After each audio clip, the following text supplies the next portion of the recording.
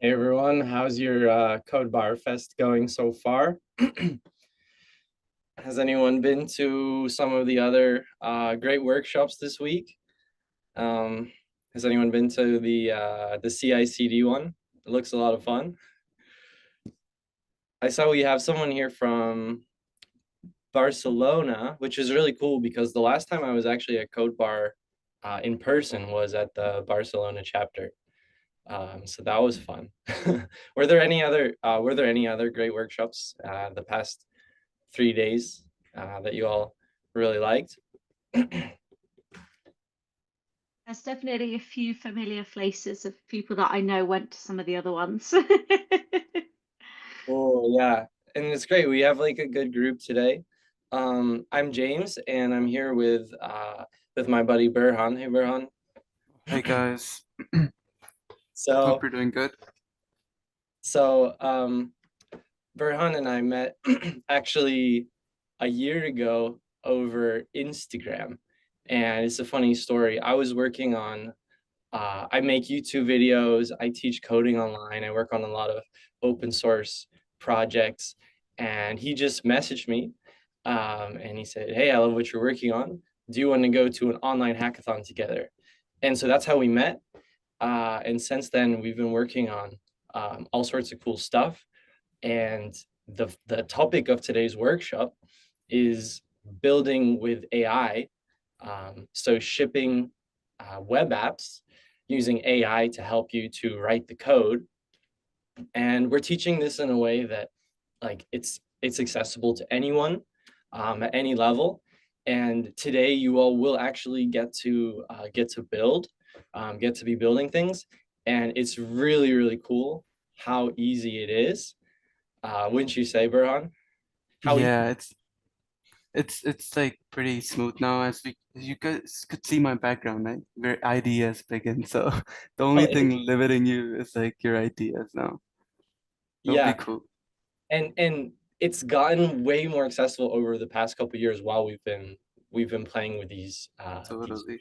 And the most exciting part is we're going to basically be giving you um free credits today. Like we have some API keys that we're going to share with you all. So these tools that normally, might cost money to use, we're just going to be letting you use them for free. And then also, we're focused really on open source because we believe that for anything that's out there, there should be something at least as good that's open source. So yeah, that's a little intro. But yeah, would love to learn a little bit about you all. Um, what's your experience programming so far? Are you seasoned senior web developers or just starting to learn how to code? And have you made apps using HTML, JavaScript, jQuery, PHP, TypeScript, Ruby, Java?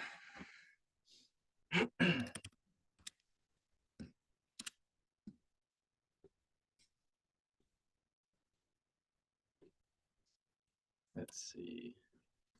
Okay, cool. Everyone can see my screen. Yes. Great.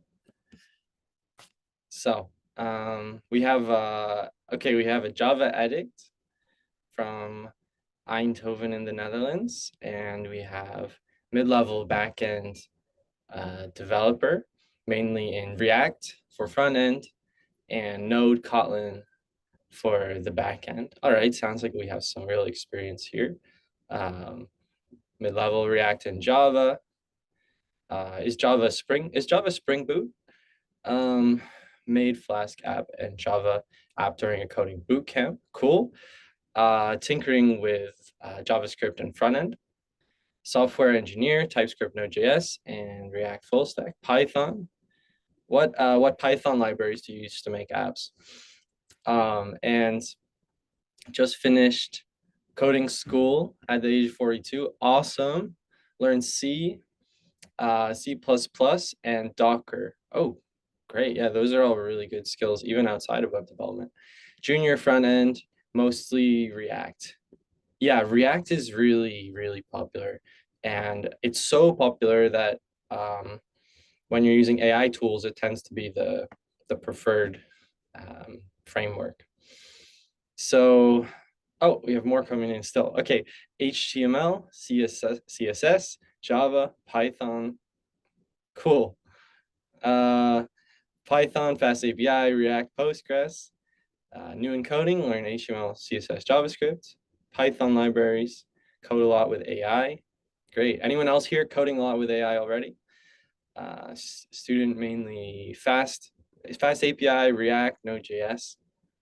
LangChain, not a web development stack per se, but could be used for the backend, definitely. Very cool. Okay, hopefully that's it. That's a lot of experience we have in here and very, very different. Okay, Python, JavaScript, HTML, CSS, and a lot of different ones. But to start out, I actually just wanted to, oh yeah, so this is what we'll be doing today in the workshop. We'll be doing, when you go to a lot of workshops these days, they'll be like, this is the tool you need to use, and this is it, and this is the best one. It always has been, and it always will be. For this workshop, we're going to do it differently. We want to start and tell you all the whole story. Where does AI coding come from, and what is everything out there that you might want to know before you decide what tool you're gonna be using. There's hundreds of AI coding tools. There's there's new ones every week. So it takes, I can't even keep track of all of them myself.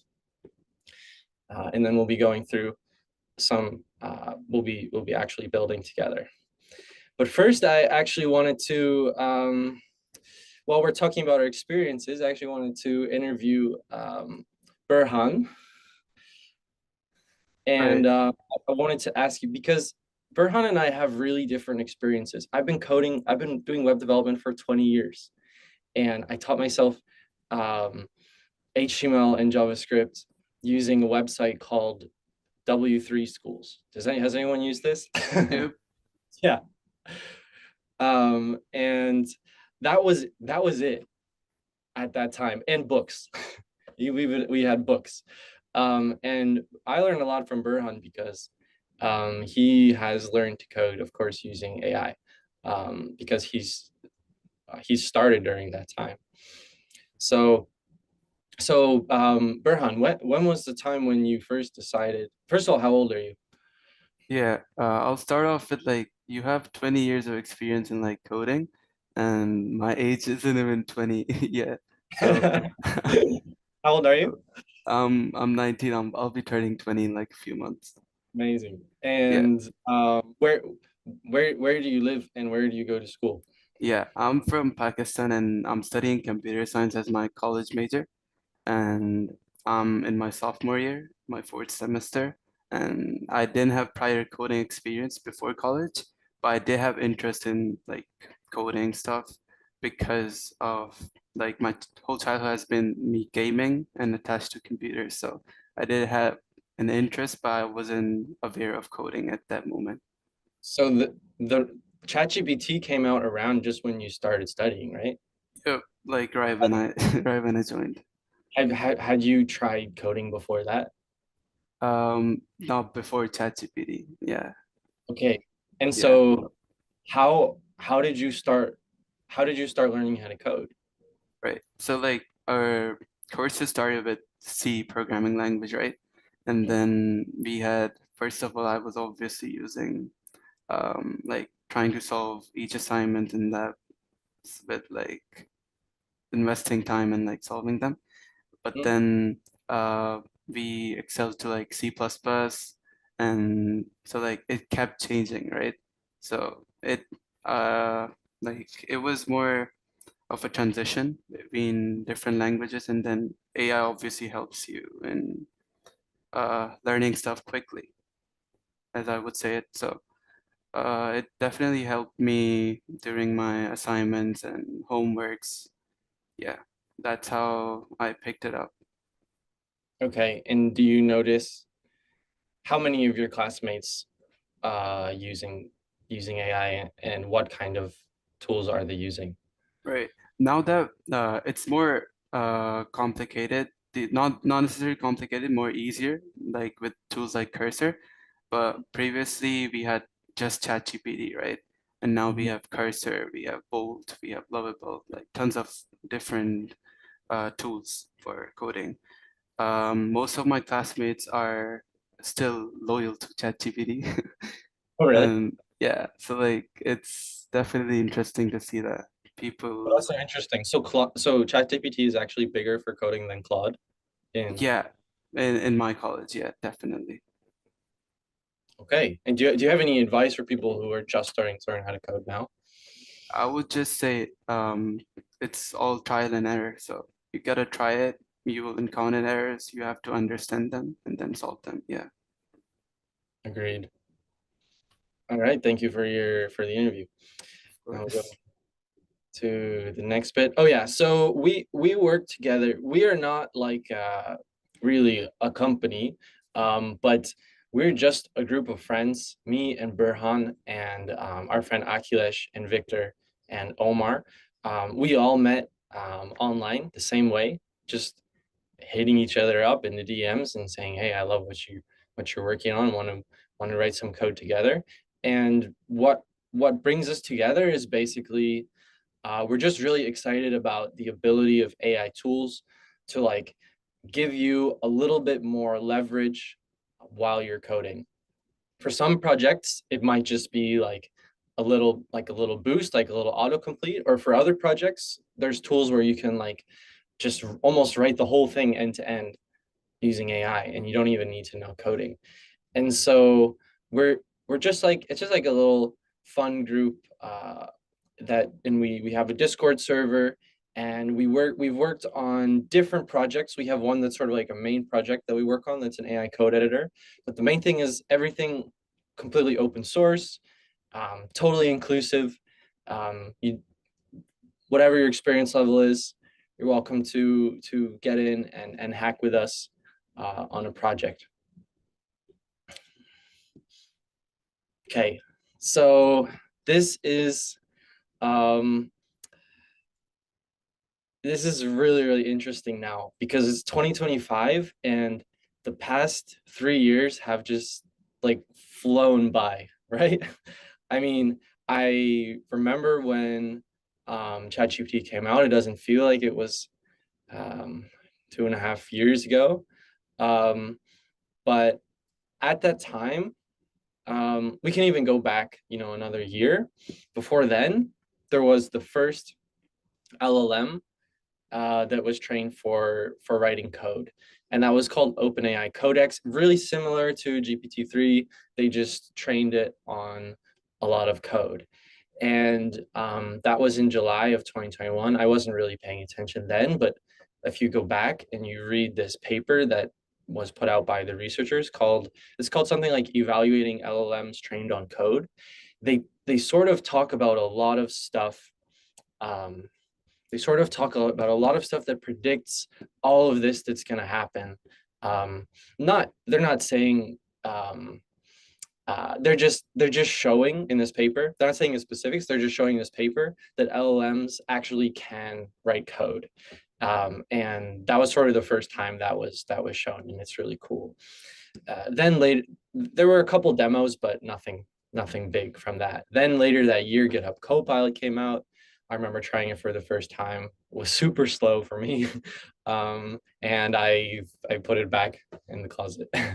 um, Next year, Codium was one of the first VS Code extensions to sort of integrate LLMs. Also, wasn't really, I think it didn't catch on.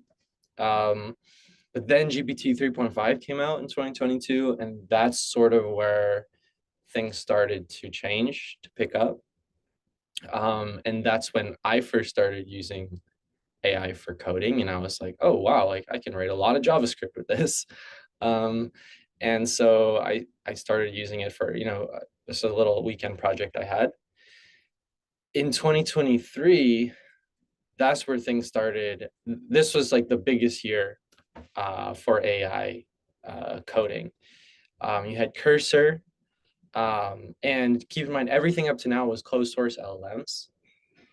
And then right after that, Meta released Llama, which I think, right, Burhan, was basically the first LLM that could write Yep.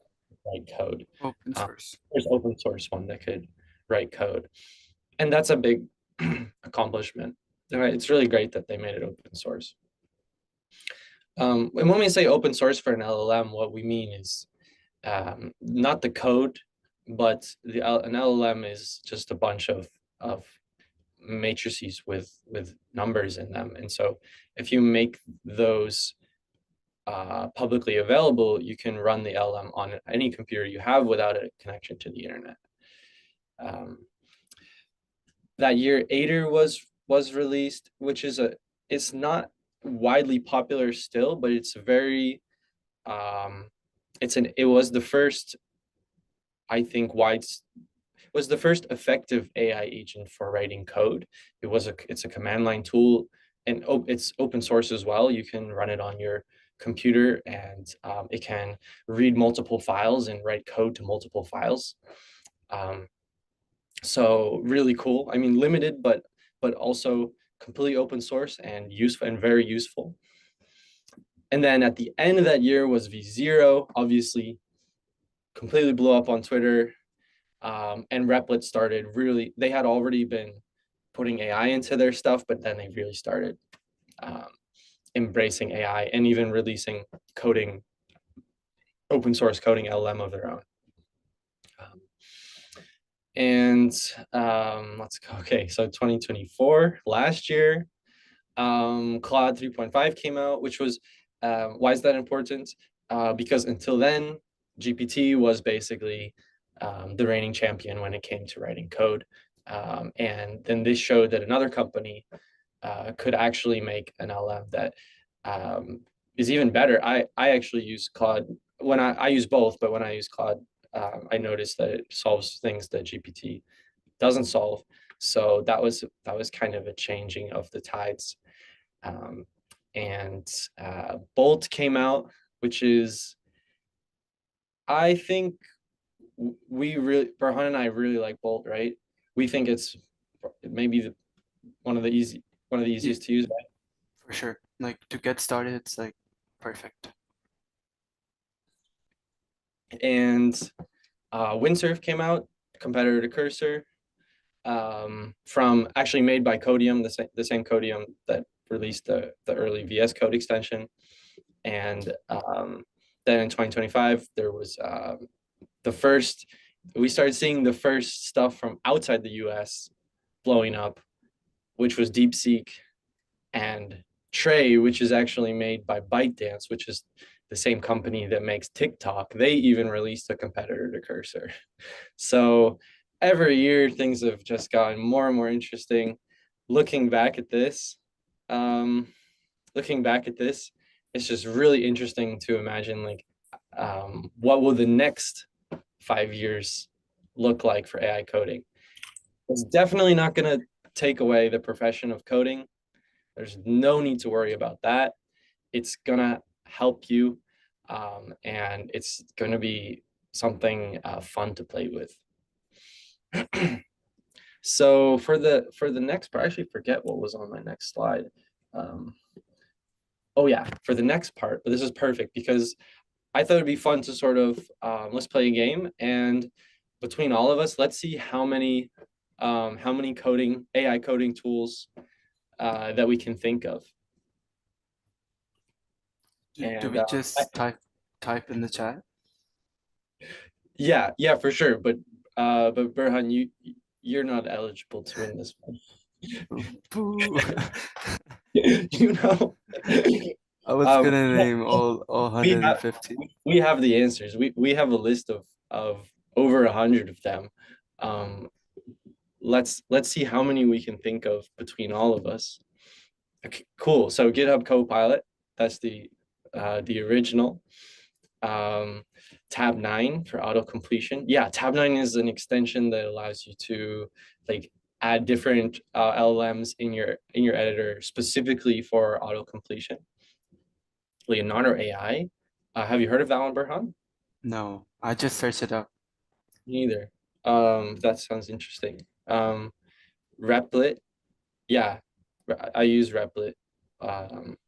It's really handy. IntelliJ AI, Microsoft Copilot. Yeah, so it's GitHub Copilot, right? No, Microsoft Copilot is different. Google AI Studio, DevVox Genie. Never heard of that. Claude Gemini. Yeah, and Claude has something built in like Claude Artifacts, which can actually like show the app that you're building. Devin. Yeah, has anyone used Devin? All right. Any others that you all are using? I'd say between the two of us, we've probably tried. Oh, thanks for the link. I'd say we probably tried a lot. I don't know, like 50 or something. 20 to 50. Yeah. So now I'll show you my list. Unless there's any others. Okay, yeah. So now I'll show you my list here. You go to this website, and this is a GitHub repository which has awesome AI-powered developer tools. And what I mean here is that it's any tools that write code. So it has to be able to write, refactor, test your code. And I've divided it up into. This list has become unmanageable. Like it's still organized, but we have not had the time to add. It already has maybe 150. But we haven't had to had time to add all of the tools to it. So there's like IDEs, obviously, that you can download as a standalone app or run in your browser. You have things specifically for Git. You have these are assistance is something that goes into your existing IDE, like a VS Code extension. Oh wait, no, an assistant is, I got that wrong.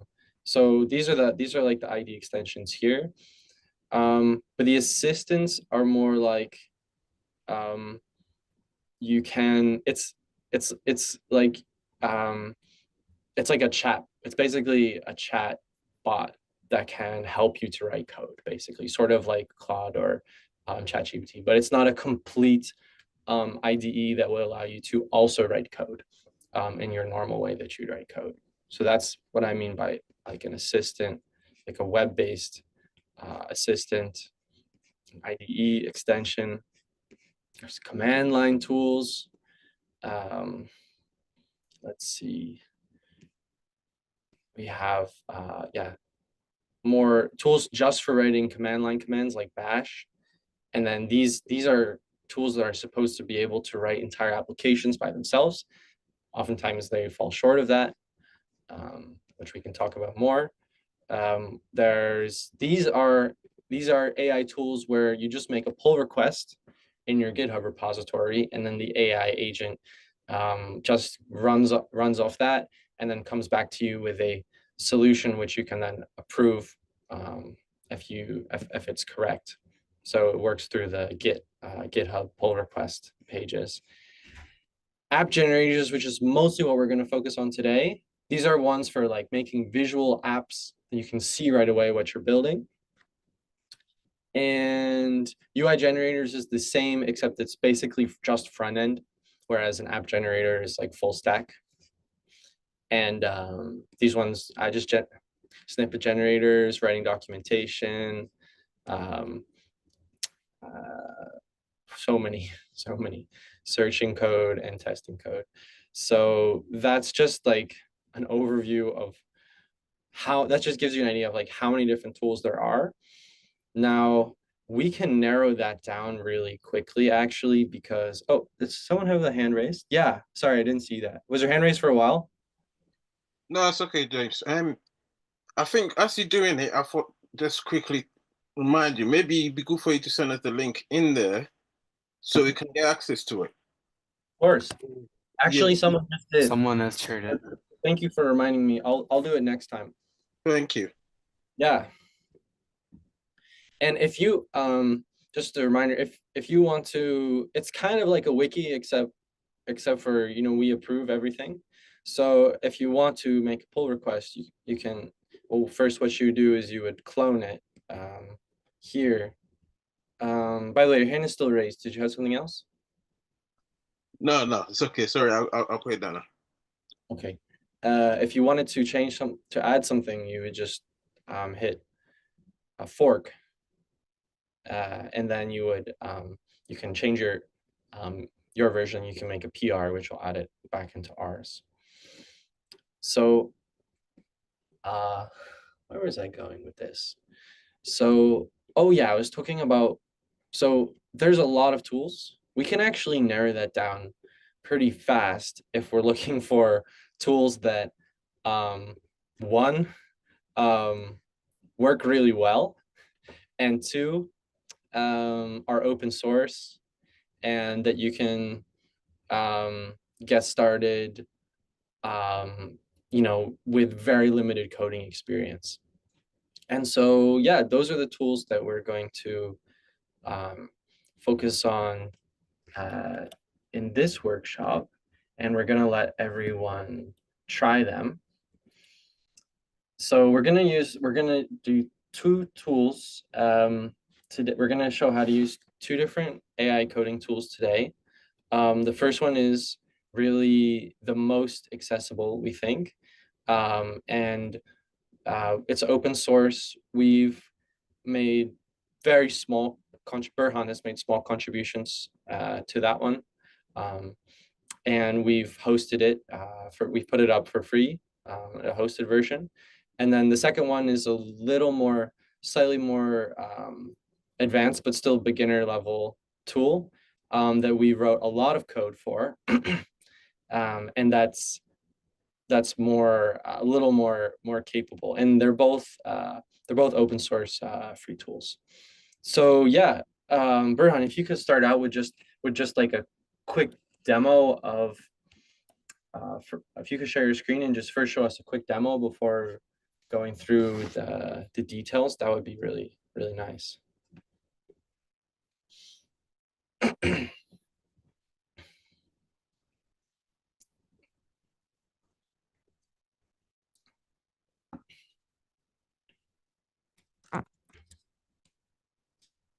Oh, Burhan, you're on mute, by the way. Are you there? Maybe we lost him. It looks like he's frozen. That was bad time. He's gone. Let's hope he'll come back. Yeah. Always happens at like the wrong time. I was like, hello? I thought he was just sharing his screen, and then I looked and he was gone. Tech K, who would work with it? Oh. Hey. Hey. Are you back?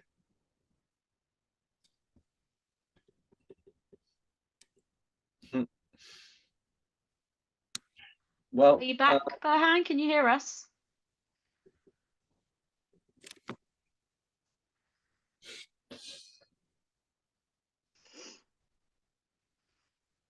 So yeah, I have another one as well that I wanted to show, although I think it's probably it's a little better if he goes first, because his is more his is like a little bit more accessible. It's like the more beginner level version.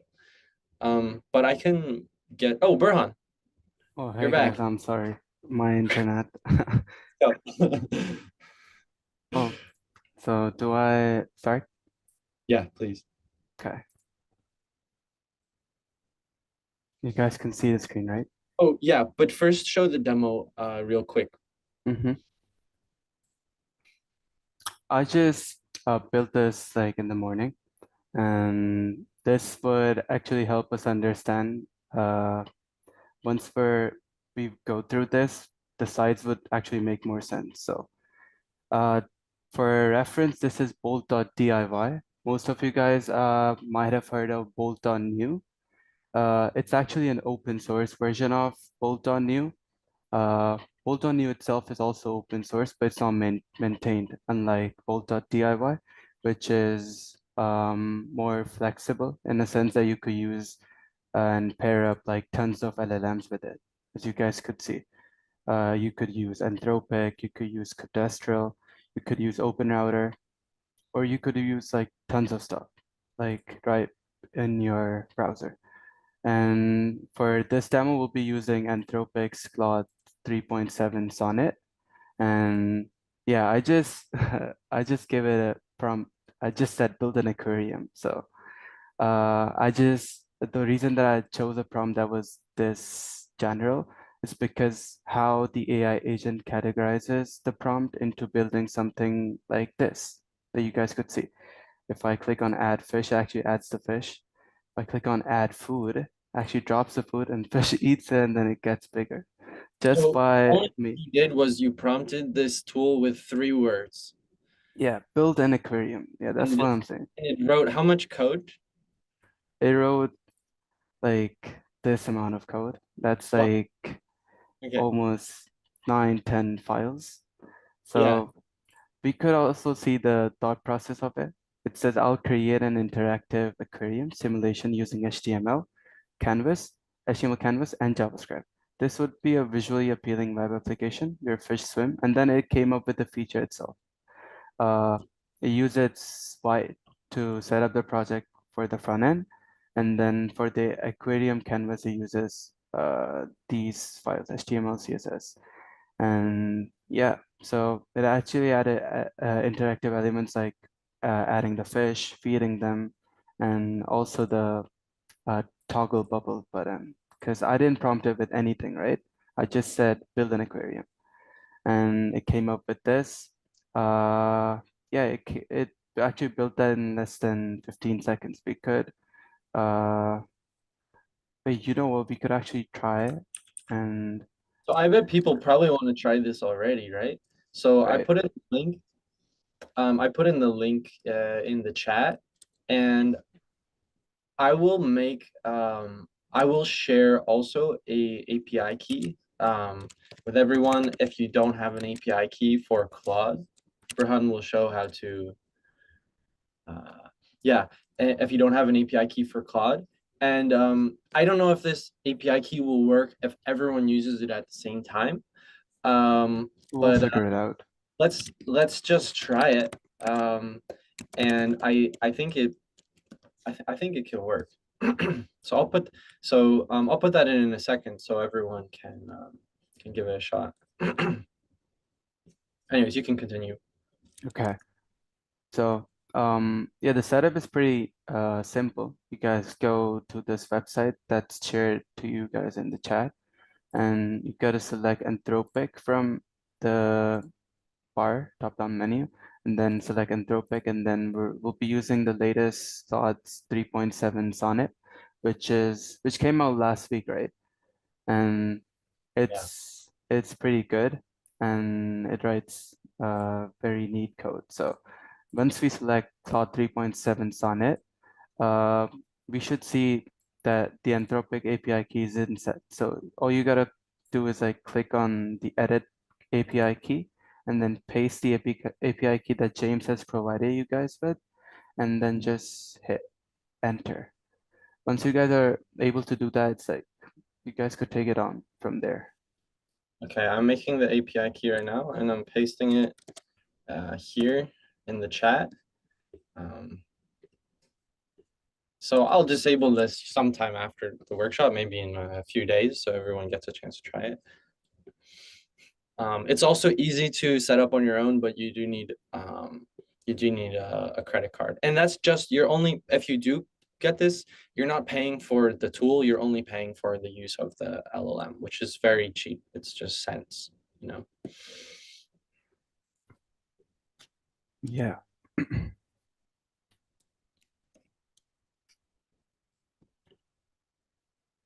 Also, like you don't necessarily have to start with scratch inside Bolt.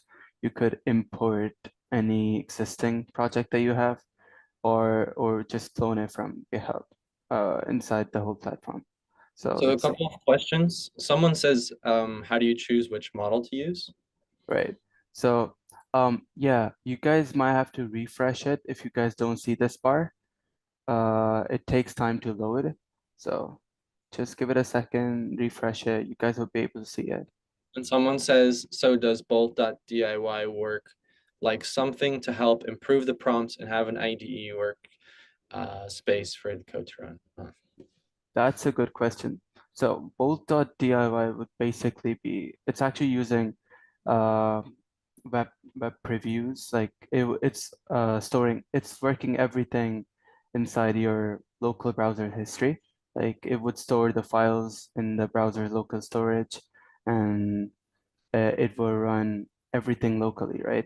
And once you give like the prompt, the AI agent will like create the files, and then it give you a similar experience of an IDE right in your browser. So Are you gonna run it? yeah, is everyone set up? We could use the same prompt, uh, or you guys could suggest anything, maybe.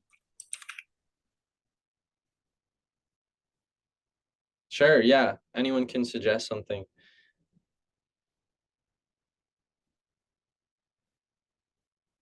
Let's build something. Who has an idea? Let's see. Kimberly, you have any apps, any app ideas? Oh dear, the big question. Oh, here you go. Oh, write an app that tracks. Someone's put write an app that tracks Elon Musk's private flights. Yeah, I love it. Now, it might not work exactly as you expect, but we could probably make the UI really nicely. Or we could pick someone nicer.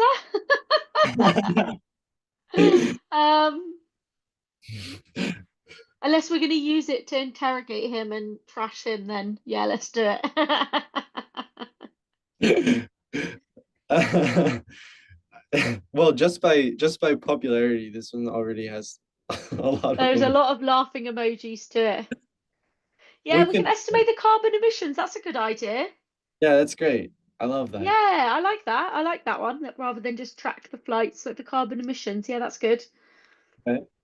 Shall we make an Elon Musk carbon emission calculator, Burhan? Cool. Let's see. I think he's popped off for a second, but that's okay. I can also just run this one until he's back. So just so everyone's clear, here you have Anthropic, Claude 3.7 Sonnet. Feel free to experiment with with all of them. You need different API keys for each one. That's all. So this one will work for all of the Anthropic models. And this is the newest model, Claude 3.7 Sonnet. So we're gonna, here, I can click this pencil button and I can paste it in here. And so I'll just say like, make a calculator to help me estimate Elon Musk's the carbon emissions his private jet. So on the left side, we have the AI assistant, and Burhan's going to explain in a minute how that works, all of the thinking behind it. And on the right side, we see the code. It's like a little mini version of a code editor. Someone asked why we use Claude and then Anthropic Claude, and then someone asked what models offer a decent amount of free credits. The first question, we use it because it works really well. Now that can change any day. New models come out. So 3.7 is a really good model. And yeah, try them out. Try out different ones. Let us know which ones you like. As far as like a free one, Google Gemini, I think they offer a lot of free credits, and the coding is pretty good too. So yeah, so what happened here is that basically if we expand this thought process, you can see that before writing any code, it's sort of come up with a plan. Oops, I lost. Here it is. And clicking on it made it shrink. So this is all just prompt engineering in a way. In the code of bolt.diy, they've written an API call to the LM saying, take this basic plan and come up with a more advanced plan. So that says, I'll create a calculator to estimate carbon emissions from a private jet. I need a simple web app with HTML, CSS, and JavaScript. So one of the first things that it does is it decides what stack to use, because I didn't tell it which stack to use. Now, Bolt only works with JavaScript-based tech. It won't write something in Python, Java, Ruby, etc. And that's mainly because this preview that they have can only run JavaScript code. It's all doing the whole preview in your browser. And then it's made some steps. I'm gonna make a form. I'm gonna make calculation logic, and I'll create a web-based calculator. Okay, so that's just summarizing. And then it's gone here. I think it's probably a bit bigger, smaller, so you can see more. So then it's gone. It's actually done a series of steps. And it has two kind of things it can do. It can write files, and it can actually run commands, command line commands.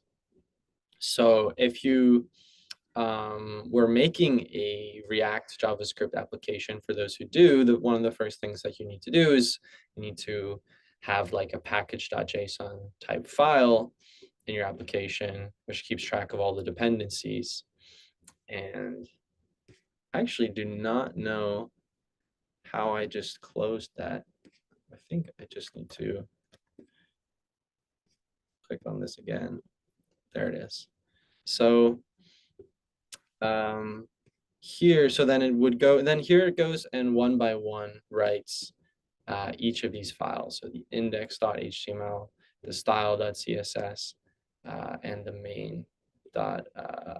main.js, right? So it's individually written. It's made a separate LLM call to write each of these files. And so this is a lot of HTML in this one file. Here it's, oh, actually it's not using React. It's just using plain vanilla JavaScript for this one. But you could ask it to use React, since that's also JavaScript. And so after all of that's done, it just gives some more ideas for what you can do with it, and that's it. Then this little preview takes all the files, and this is not deployed on the internet. This is just a little preview running in your browser of the code. And so here I can choose a different jet. Elon has a G650, and I can, take a trip maybe to Europe, and I can take my friends, and I'll do that once a week. So it gives the estimated emissions. It's quite a lot. 815 homes electricity use for a year. That's a lot, right? And then here it gives, okay, and it gives a little chart, which is coming from, must be a library that it imported, right? So has anyone else, while I've been talking, has anyone else managed to get something working? Has anyone else managed to create something cool? Let's see. Someone says it can do Python scripts. That's interesting. I believe it can write them, but I don't think it will be able to run them. But maybe I'm wrong. Like I don't think it could make a Streamlit application, for example. But maybe, who knows?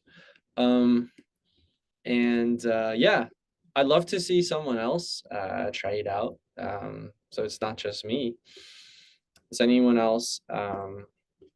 Let's see. Federico, were you able to get it to work? Let's see.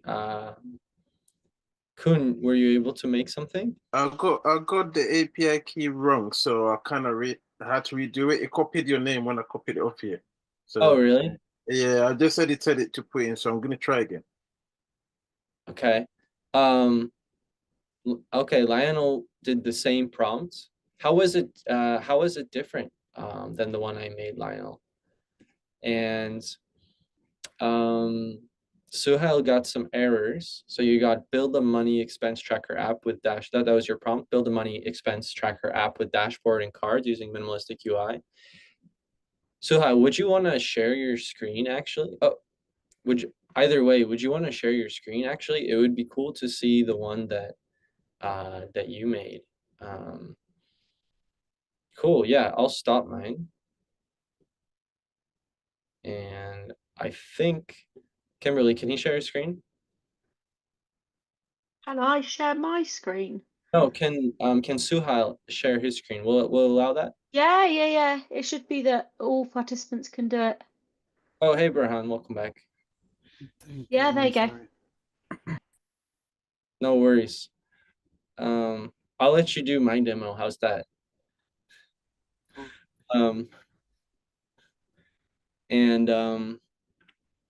Here's the Hi, hello. Oh, hey.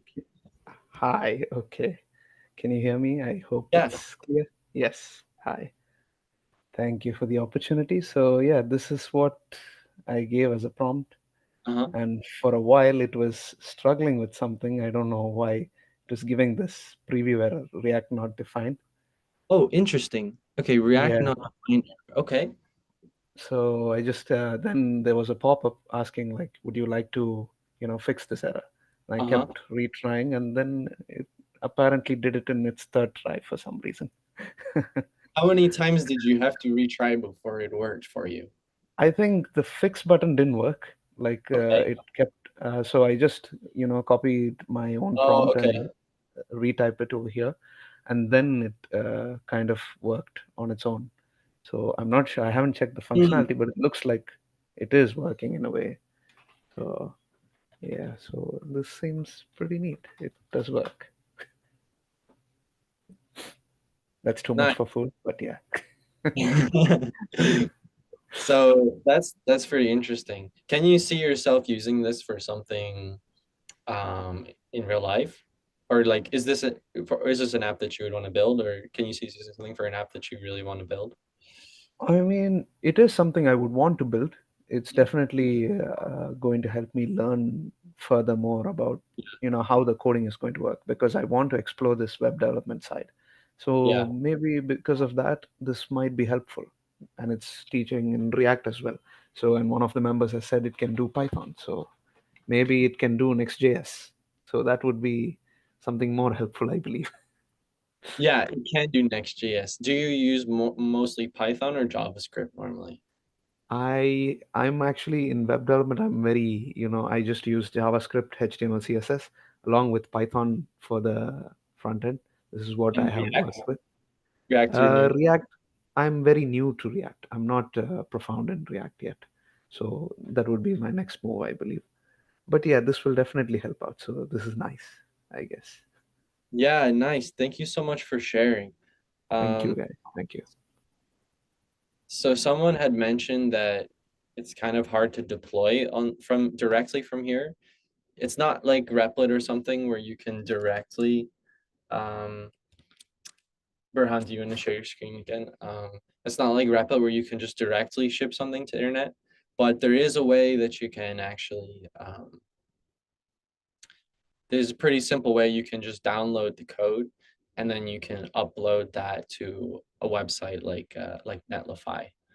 And I'll give you a link to Netlify, which is a free hosting service for React and Next.js applications. And that's really cool. Someone made a UK lottery number predictor.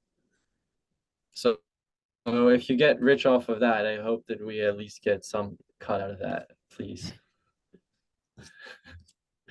James, is it okay to share my screen with you? I don't know what's happening, but I wanted to share. So maybe if I'm going wrong somewhere, correct me. Oh, sure. Yeah, go ahead. Yeah. All right.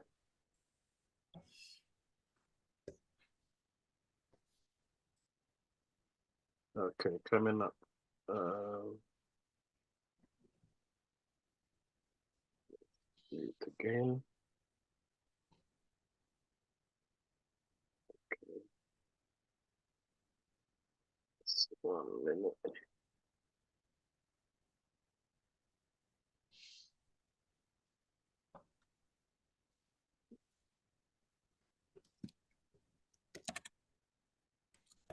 It's a little tricky sharing it. Okay, let's see. Is it up now? Okay. It is. Can you see my screen now? Yeah, we can see it now. You can see it now. Okay. What I put in just to kind of give me the codes for an interactive quiz. So I was hoping that it might show a bit of it, like how you see on the UI, but I can't see nothing there. I can only see the codes at the Oh, moment. interesting. Oh, okay, that's interesting. So yeah, I haven't seen this error before, but do you see where it says please enable storage partitioning? Which side is it? So on the right side, you see where it says please enable storage partitioning? Okay, let's see. Inside the preview, yeah. Do you see that link? Okay, okay. Okay. So I'm figuring. it's interesting because we're all using Chrome here. It must be, it looks like you need to change a setting in your Chrome settings. And that will do it. So try that. Or just try using a different browser. Or you could use different browser. Yeah. Okay. Let me try clicking on it. It's not even opening. Try copying and pasting that into your browser URL. Let's see if I can use a different browser. I'm quite confident that that will work. So give that a shot, and Burhan, if you want to continue, then we'll come back. Oh, I'll stop sharing and then try and redo it. All right.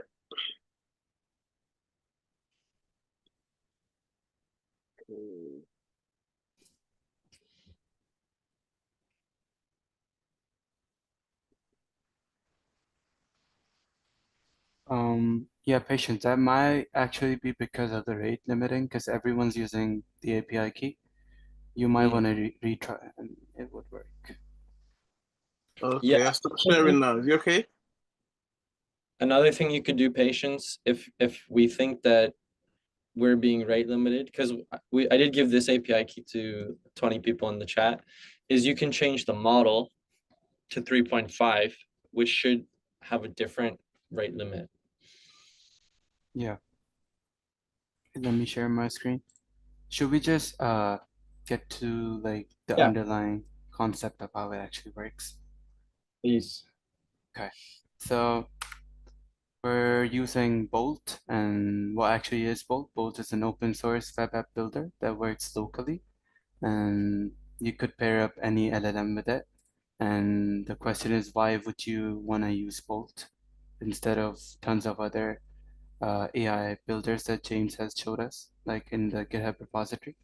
It's the main word is like it's more flexible in terms of pairing up with different LLMs, whether it's free or you could use OpenRouter or even set up Ollama to run the LLMs locally, which is pretty cool because you won't have to pay a penny for that.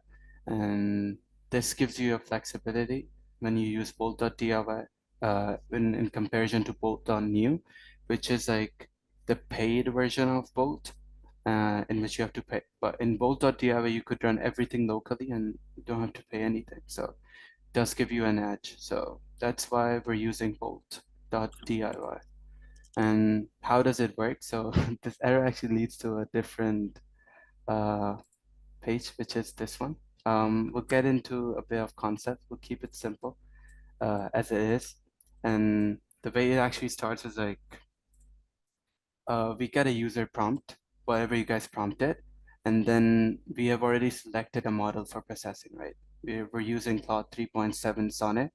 And what it actually does is like it collects relevant context for the request. Like if I ask it to build an aquarium, it would think like, what does an aquarium, what would the aquarium look like in a web app? So think I should probably use React.js for it, or I should probably use Tailwind for it, like stuff like that. So it would collect relevant context, and if it already has a chat history, it would also pair up with the relevant context and come up with a comprised uh, to-do list, which we'll see in the slide again, like with the live example on how it actually sums up everything. So once we know that we might want to use React.js, we're gonna enhance the prompt for accuracy. Because remember when I asked it to make an aquarium, I just said that make an aquarium. I want an aquarium. So it actually came up with a different and more structured prompt, which said like create an aquarium using HTML, CSS, and you could include the functionalities of giving them food and adding fishes. Because I didn't say none of that, right? I just said make an aquarium. But enhance the prompt by sending the request to the LLM to improve the prompt further for better results. That it does it like automatically, you don't have to do anything. After that, once we have the prompt ready, which is like a more structured prompt, there are total 3 paths that you would most likely choose. So if we're starting from scratch, we would most definitely go to the path 1, which is like the code generation, because I gave it build like the last enhanced prompt was like build an aquarium using HTML, CSS. Then it will use that context to the AI LLM, which was Claude 3.7 Sonnet, and it would generate the code, right? And we're after generating the code, we'll be updating the file system, and then we're using Web Containers API to run Node.js in the background. So like we have the code, we make the files, and then we preview it by running commands on the shell. It does everything local, like on its own. Like it would install the libraries and packages, and then it would deploy it. So it would generate the code, it would update the file system, it will show you the preview. Now, if you have feedback, let's just say if I tell it to like add a shark to the tank, what it actually would do is like it would take the prompt right back up to the user prompt and then repeat these steps, and it would make the specific changes that we need to add the shark into the tank. I hope that makes sense. So like it goes back and forth until you're actually satisfied with the results. So the path 2 is basically for command execution, which would basically be running uh, npm installs for different libraries. And the path 3 is like, what if I ask it to explain how we're actually putting the food into the tank, as we demonstrated in this example, like how does this work? So it won't generate code in that instant, it would just respond to me directly. So that's how the AI agent would like structure its responses, whether it's going to generate code, install libraries, or directly respond to the user. So this user feedback loop would go back and forth until you're actually satisfied with the result. This would make more sense when we just prompted it to build an aquarium, right? And it actually went it chose Anthropic's 3.7 Sonnet guys, and then it actually came up with the context, which we mentioned here, collect relevant context. And it says user likely wants an interactive simulation. User likely requires HTML canvas and JavaScript, and it may require a structured project setup like White, right? So it will use this context into making the prompt more structured by enhancing the prompt, right? So the initial prompt was like build an aquarium, but now the prompt looks like create an interactive aquarium using HTML canvas and JavaScript where fish swim, users can add fish and food, and bubbles can be toggled. I didn't say any of that, it just enhanced the prompt, right? We just started with this, build an aquarium. And we're using this enhanced prompt into generating the code files. So like we got aquarium.js for canvas rendering, we got fish.javascript for fish movement, bubble.js, food.js for like the functionalities. Now that I have generated the code files, it would create the files. It would run the npm installs automatically, and it would show you the preview, which would look like this in the web container. Remember, we only started with like build an aquarium and it came up with all the functionalities itself. And the way it actually works is like, now based off the user feedback, the model either generates the code as we talked. Like if I say add shark, it would generate the code. It will either run terminal commands if I tell it to install new libraries.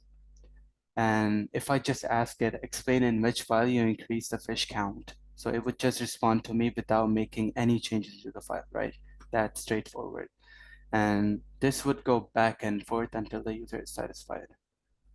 Does that make sense?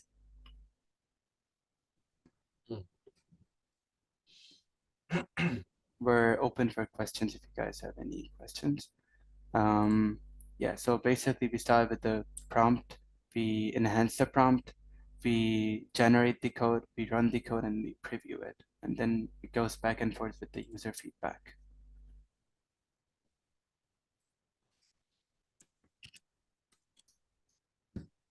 Awesome.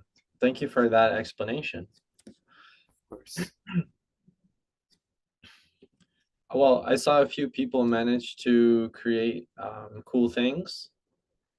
It doesn't always obviously get the answer right on the first time. Sometimes you need a little patience, sometimes you need a lot of patience. And sometimes that's not even enough, and you have to actually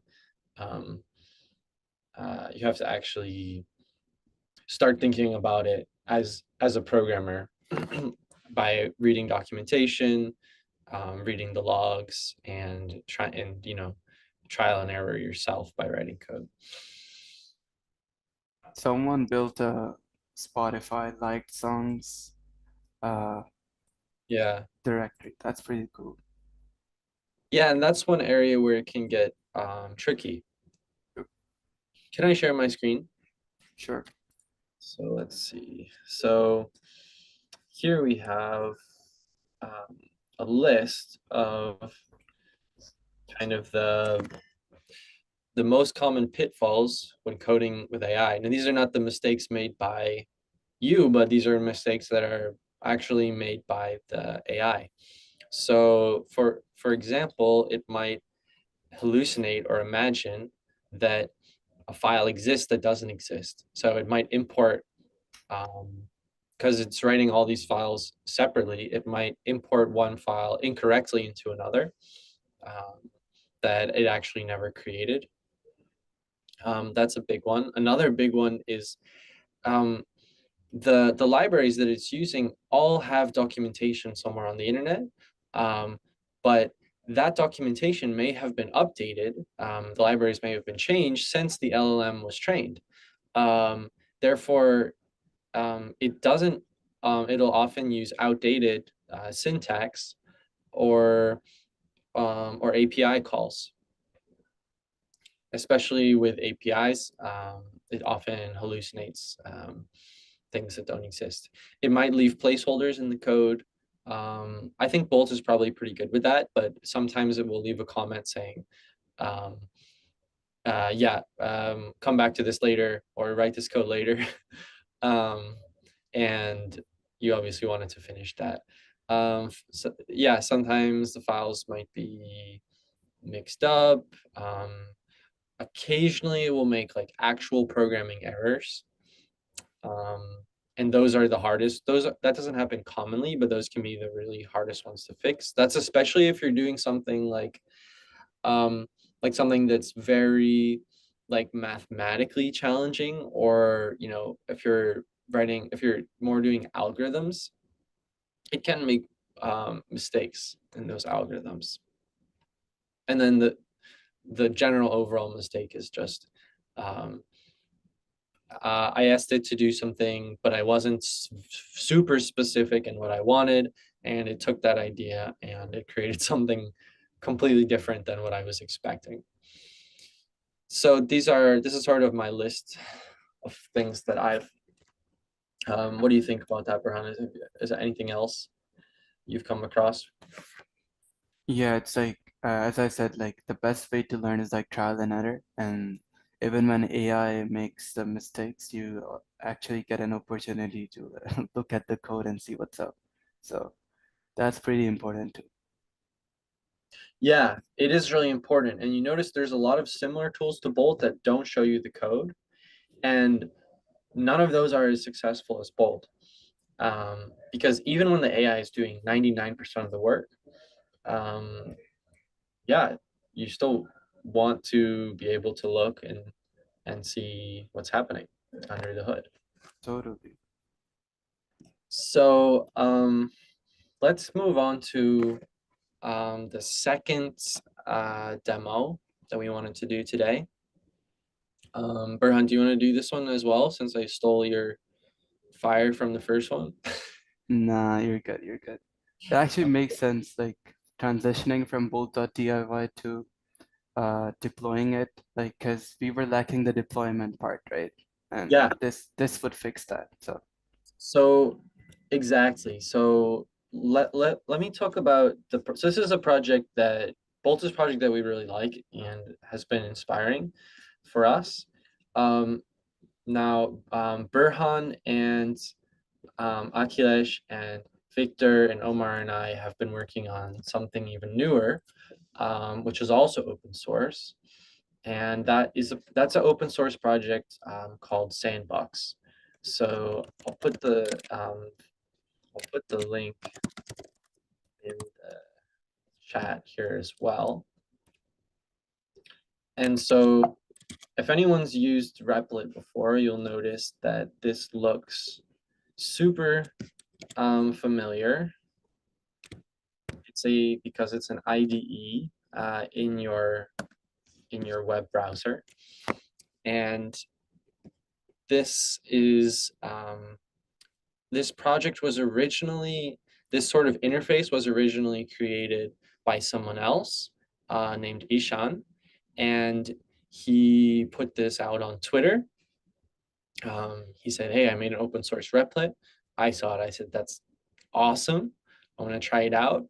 And I checked out the source code, and it had an amazing editor interface in it. But I realized it wasn't finished because in the back end, there was no way to have multiple projects running at the same time. Fortunately, the company that I work for is a code sandbox company, so I knew exactly how to finish it. So since then, that was about 6 months ago.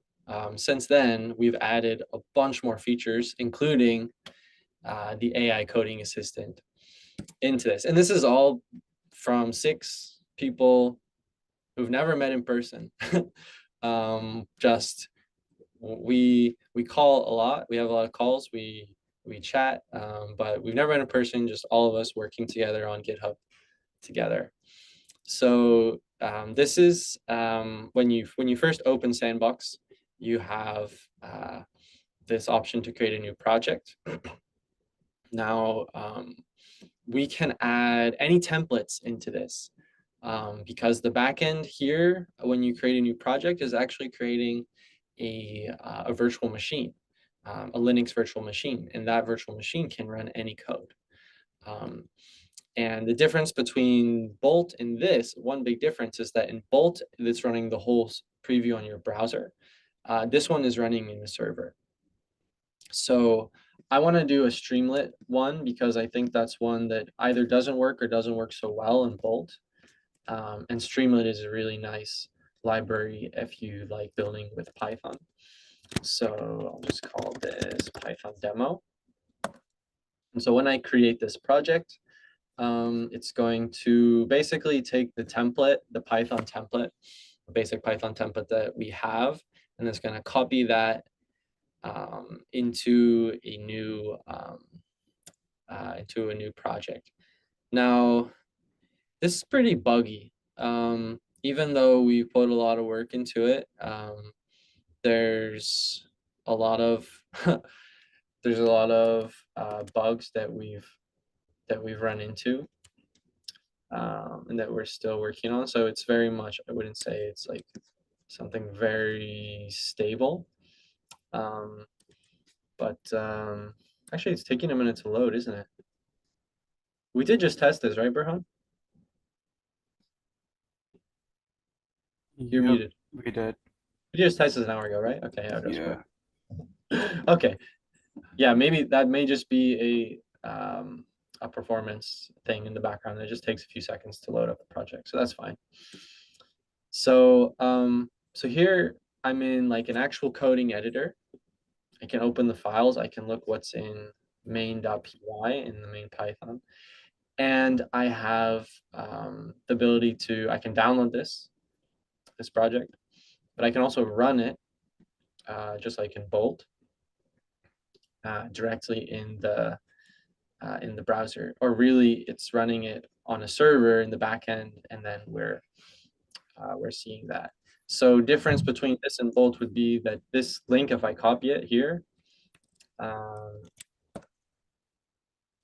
this one, if I would send this to you all in the chat, you're actually seeing the same live preview as I am because it's running on a backend server.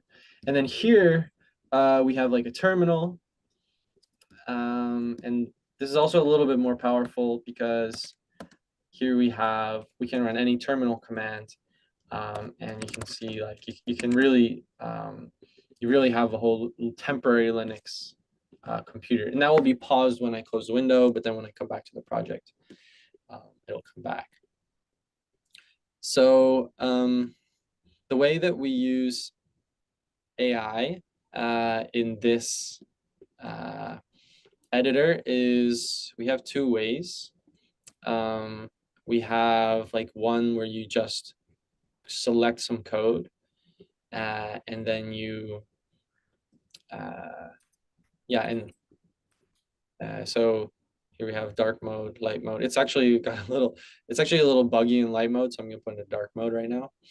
But so here you can select some code, and I can click on edit code. So for example, maybe I just do something simple to start out, just like add comments, right? So that will give that'll propose something new, and then I click accept, and it has rewritten the file. It's here, it's added a comment, but I still need to Command S to save that file. Now we can use this feature for more things, but let's use the AI chat. So I click on AI chat, and then here on the right side, I have an AI chat, just like in Cursor or another AI editor. And I can choose which files I want to be editing, or I can just go with the default file here, which is the one that I have open. So yeah, let's do the same demo that we just did, where I say like make a simple carbon emissions calculator using Elon Musk's for air travel using Elon Musk's private jet as an example. So for those of you who have used Cursor, this is pretty familiar. Unlike Bolt, it's not going to change things for you. What it's going to do is it's going to give you the code, and then it'll allow you to quickly add that in to your project. So here it says at the top, it says, and it goes pretty fast, faster than we can read, but it says, I'll create a simple carbon emissions calculator. And then here it's like kind of giving you in this block the new file here. And when I click this kind of check mark button here, it does a little bit of thinking. And then after it does that bit of thinking, it should show here in green and red the changes to make to this file. So notice now we're sort of, in the first one, we were just sort of like giving it the prompt and letting it go. And now in this one, we're sort of supervising the process. So gives us more command. yeah. So that's why the first one is a bit more accessible. This is a little bit more powerful. So if we like that, then we can click the green check mark here. If we don't, we can click discard. So here we can click accept. Okay, and now I can hit save there. And there you notice that actually it's reloading. So if I go back to this preview, it's actually detected that the file changed. The same way if you're running in VS Code, it will detect that the file changed, and then it will refresh here. And if you all are looking at this link as well that I shared, you'll also have access to this new version. It's pretty nice. This is because of Claude 3.7, where we also added Claude 3.7 into here, into Sandbox. And yeah, it makes pretty nice stuff just with the simple prompts, right? Did a very similar one to the one we made in Bolt, but this one is a Streamlit app. The first one was, I think, was just a plain JavaScript app. Streamlit code, one thing that's nice about that is that Streamlit code ends up being a little bit more concise if you're making like a data dashboard or something. It's less focused on getting, like, for example, here it just says make a title. We don't have to say the font, the size, where to the alignment of the title.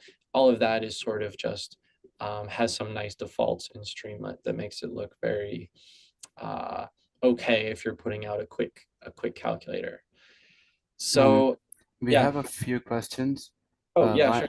Lionel says, from your point of view, after generating something that satisfies you in terms of functionalities, how reliable do you find it with respect of code quality and security? Like once the AI generates it. Okay, so assuming that everything works, the question is, assuming that the code works, what about the code quality and security? Yeah. I would say code quality and security, definitely not. Let's talk about Claude, generating code with Claude.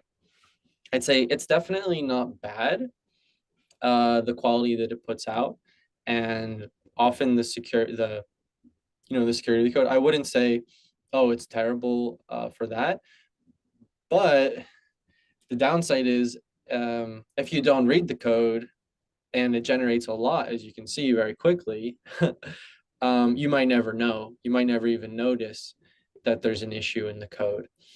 So I have found that you can get caught if you're not paying close attention. I don't have any great examples of like security bugs off the top of my head from this, but it's definitely, there's definitely been times when I've been like, I caught you. That was a silly one. And as far as code quality, what you can do is like, like I said before, you can select some code and be like, oh, I don't like how you wrote this. Like maybe I wanted to, maybe I'm looking for something simple, but maybe it's like, oh, I wanted this code to have a try catch block because it's not reliable. Or you can ask it to refactor, for example. Oh, that didn't work at all. Or maybe maybe we're getting rate limited here. Or maybe you can ask it to refactor some code from a loop into a Python, I'm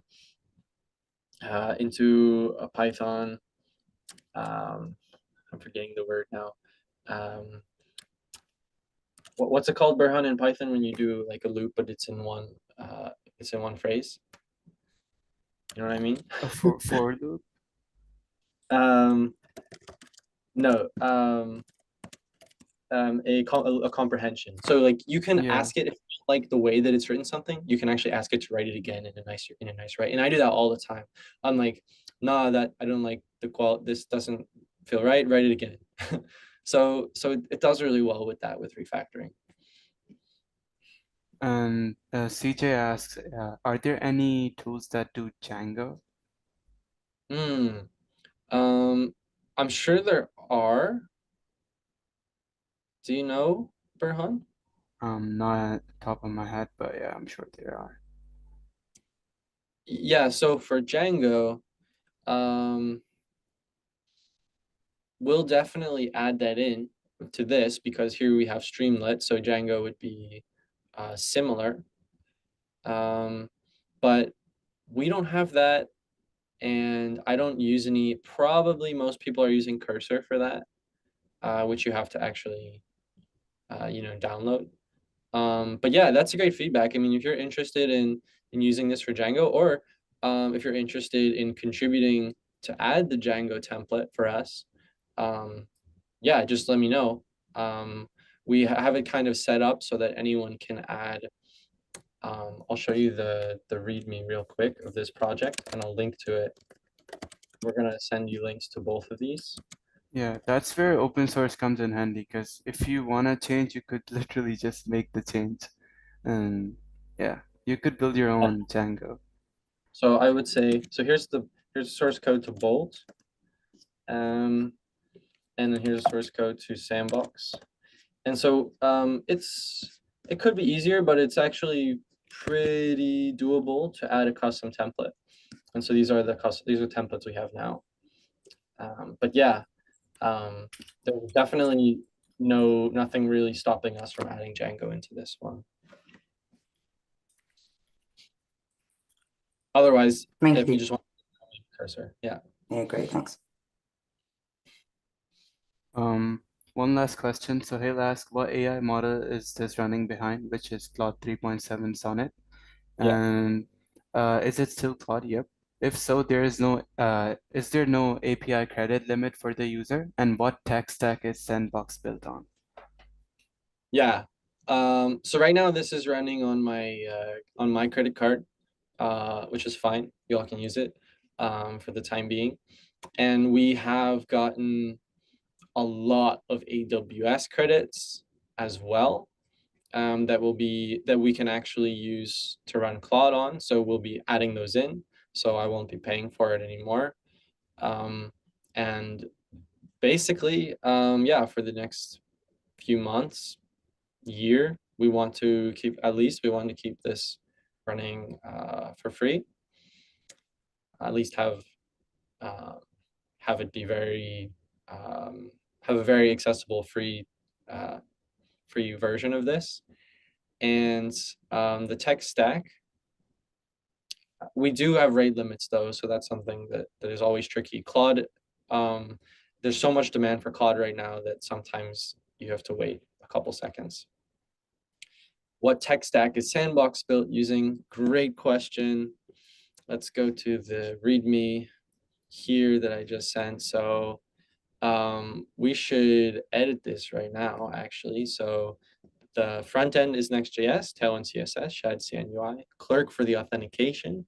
Monaco is an open source code editor in your browser. Liveblocks is something that allows multiple people to edit it like Google Docs, which we have disabled for now because it was bugging out, but we'll be adding that back in. And then as far as the backend, let's delete the Cloudflare workers because we've just moved all of that to Next.js. But the rest of it is correct. We're using Node.js on the backend, socket.io, Drizzle, and E2B is the company that I work for, and they create the sandboxes in the backend that runs the code and shows the live preview. So yeah, very standard Node.js TypeScript application. So yeah, that's a little demo. Definitely try this one out as well. You have the link here, and like I said, we want to make it free. It is free. We want to keep it free. That's the goal. And many people have even, I think the biggest surprise since we put out this project is actually how many people wanted not just to use it, but also to self-host it. So we've had like more than five people that have successfully gotten this running, like created their own version of this and ran the whole thing on their own web server. And that was like really inspiring for us. So we made it even easier so someone can get this running in like an hour. The way If that you guys need help setting up it Oh, yeah. locally, you guys could like join the Discord, which is James, you could show the URL. It's pretty simple. I just oops, that's Discord. Give it that. Yeah, so I just put in the link to the Discord. Perfect. And it's pretty simple the way that it works. It's a little bit less the AI is less involved than in Bolt right now because we had to do so much work to make the underlying editor work well. It's a bit more, but yeah, so there's an editor, there's AI assistant, there's a terminal, and there's live preview, and that all connects to the sandbox in the backend. And then the way the AI assistant works is it takes your prompt, your chat history, and this is essentially the way that Cursor works as well. If you're wondering, is it takes or any kind of AI assistant type editor like that, like Cursor, Windsurf. It takes your chat history, the contents of your file, the project structure is like the files, and it puts those all into one big string. It gives that to the LLM, and it uses often these backtick characters, this tick, tick, tick here, to separate the code coming out of the LLM from the explanations coming out of the LLM. And then it uses those to parse out the code. And that's with Claude. Now that's when you use the chat. When you click that check mark to merge the code into your project, we don't just copy and paste it, but we actually use another LLM, OpenAI GPT-4, to merge the new code with the old code. Just in the case that you're just putting a smaller block of code into a larger file, it's not always obvious where that needs to go, and sometimes things need to be renamed, re-indented in order to perfectly merge it. And we use something called predicted outputs for that, which is a really cool feature of LLMs. If you're editing a large file, that they use to really quickly speed through all the text that they're not editing, and then slow down just to edit certain lines that they need to edit. So that's the way that we do that instant apply feature. And yeah, that's how it all works. So did anyone build anything, able to build anything on this?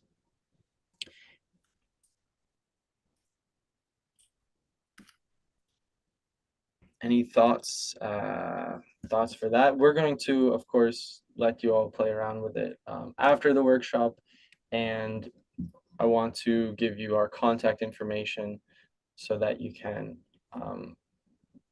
reach out to us at any time. Let us know what you're building. We are live streaming very frequently on YouTube, cool projects that we're building and stuff that we're learning. We did a whole course a couple weeks ago on building AI agents in Python, which is also here on my YouTube channel. So we'll link to that. That was my other thought that I wanted to do for this workshop, but it's a little more. For that one, you already have to know Python pretty well. So I thought this would be a better one that everyone can join. But the Python AI agent camp that we did, it's like 5 or 6 hours on YouTube in total. It was really, really fun. And you learn a lot about AI from that.